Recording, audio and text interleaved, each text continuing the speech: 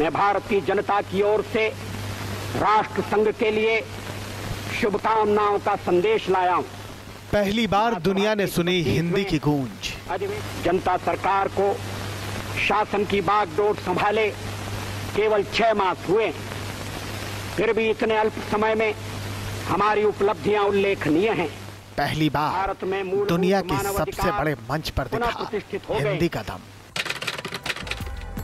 ठीक 40 साल पहले तब हिंदुस्तान में जनता पार्टी की सरकार थी और विदेश मंत्री थे अटल बिहारी वाजपेयी। हिंदी को अपने दिल में बसाए वाजपेयी दुनिया के सबसे बड़े मंच पर पहुंचे और फिर हिंदी में दुनिया को पढ़ाया शांति का पाठ। मैं भारतीय जनता की ओर से राष्ट्र संघ के लिए शुभकामनाओं का संदेश लाया हूं। महासभा के इस 32वें अधिवेशन के अवसर पर मैं राष्ट्र संघ में भारत की दृढ़ आस्था को पुनः व्यक्त करना चाहता हूं।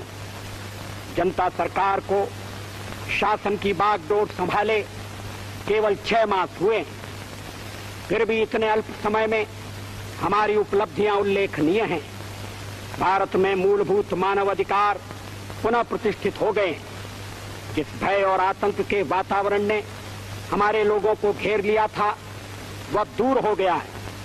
ऐसे संवैधानिक कदम उठाए जा रहे हैं जिनसे यह सुनिश्चित हो जाए कि लोकतंत्र और बुनियादी आजादी का अब फिर कभी हनन नहीं होगा। अध्यक्ष महोदय, वसुधैव कुटुंबकम की परिकल्पना बहुत पुरानी है। भारत में सदा से हमारा इस धारणा में विश्वास रहा है कि सारा संसार एक परिवार है। अनेकानेक प्रयत्नों और कष्टों के बाद संयुक्त राष्ट्र के रूप में इस स्वप्न के अब साकार होने की संभावना है। और अटल बिहारी वाजपेयी के बाद हिंदी कई बार अंतर्राष्ट्रीय मंच पर पहुंची।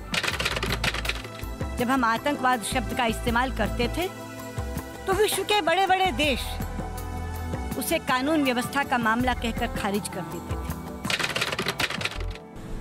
आधुनिक महानायक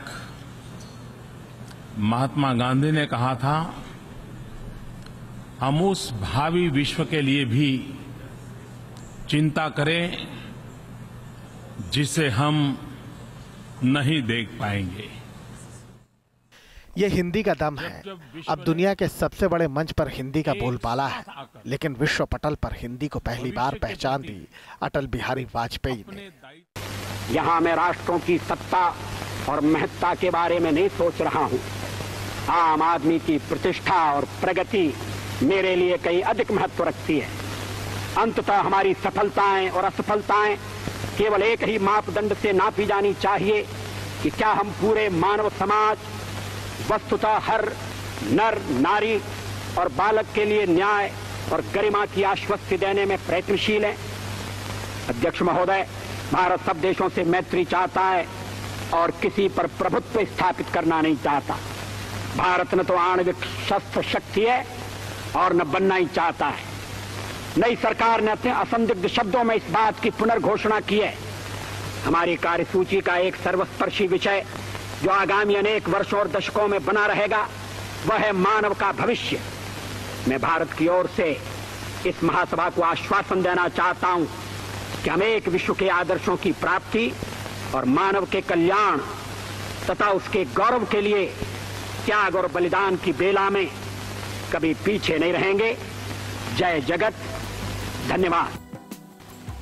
हिंदी में दिया अटल बिहारी वाजपेयी का ये भाषण बेहद लोकप्रिय हुआ। यूएन जैसे अंतर्राष्ट्रीय मंच पर भारत की राजभाषा गूंजी तो देश का सीना फख्र से चौड़ा हो गया।